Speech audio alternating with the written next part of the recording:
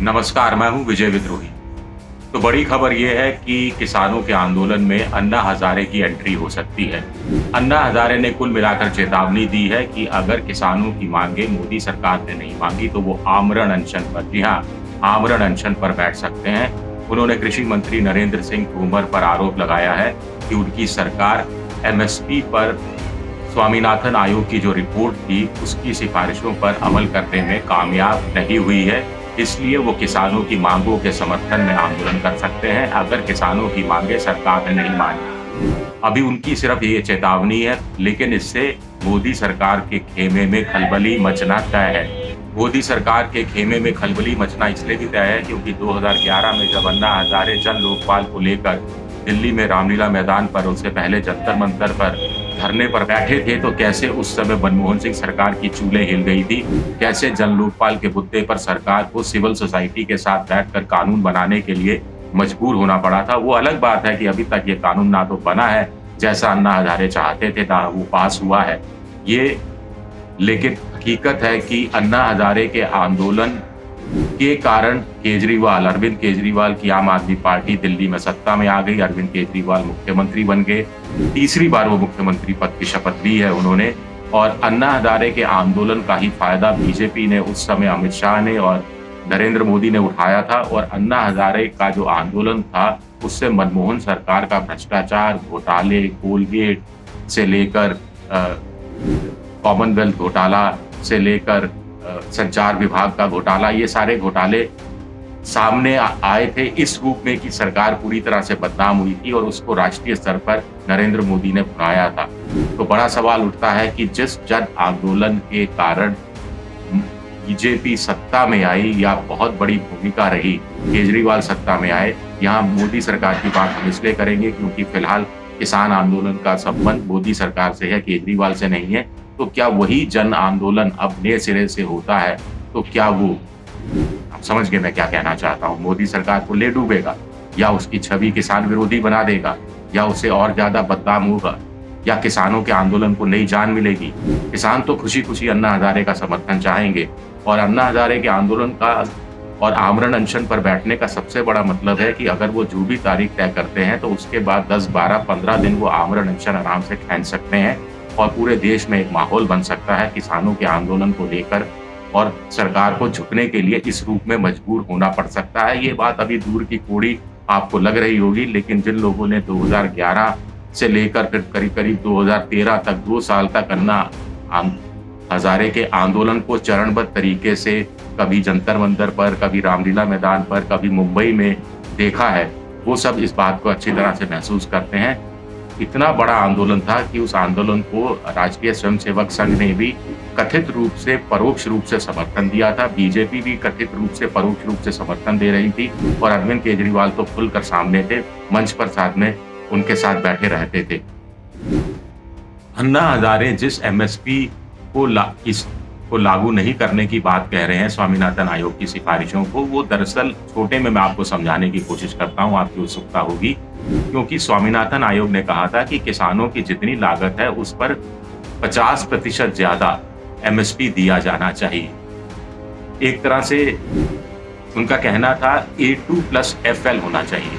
अब A2 क्या है? A2 है कि जितनी लागत खेती में आती है, जिसमें बीज के दाम शामिल हैं, खाद के दाम शामिल हैं, रसायन के दाम शामिल हैं, केमिकल्स के दाम शामिल हैं, बिजाई के दाम शामिल है, यानी सिंचाई के में जो पैसा खर्च होता है, मजदूरी में जो पैसा खर्च होता है, और ट्रैक्टर ट्रॉली का जो किराया है, या जो धान की कटाई है या गेहूं की कटाई है जो मशीनों से होती है, वो सारी लागत के अंदर शामिल है। इसमें एफएल को और जोड़ा था स्वामीनाथन आयोग ने, एफएल यानी फैमिली लेबर।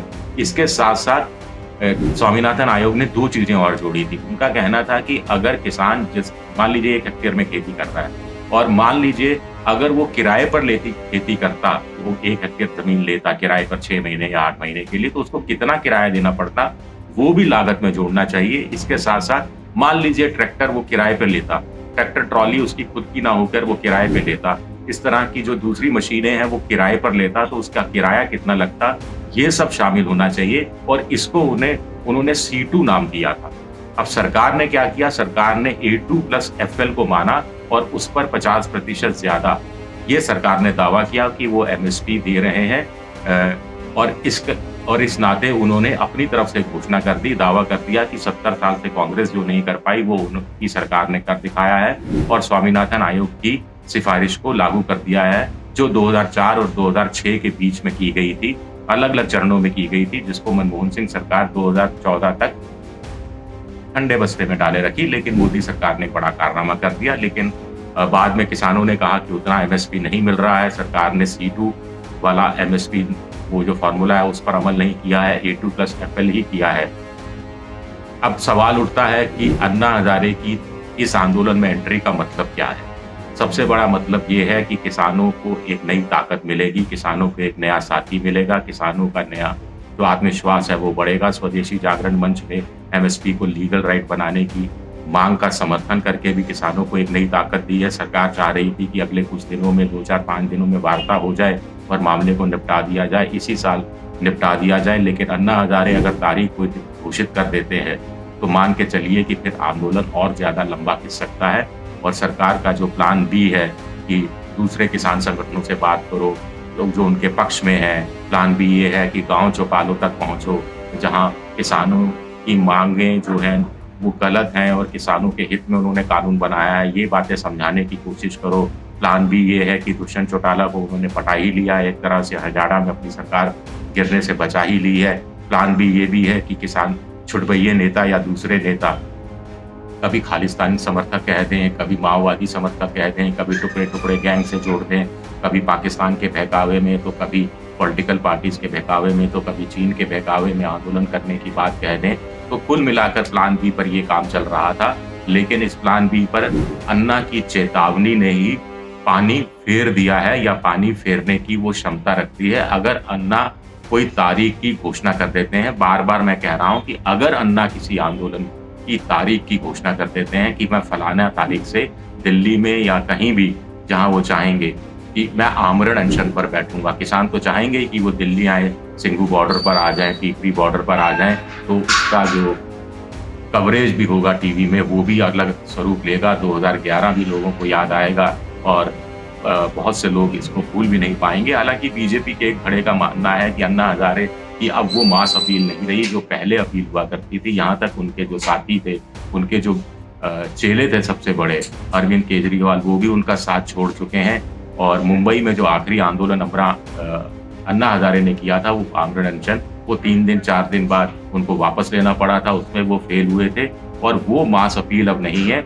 और अन्ना के साथ बैक ट्रैक चैनल भी बीजेपी खोल सकती है संघ के माध्यम से। अन्ना का संघ से कुछ जुड़ाव रहा है, ऐसे पीठ पीछे बातें की जाती रही है।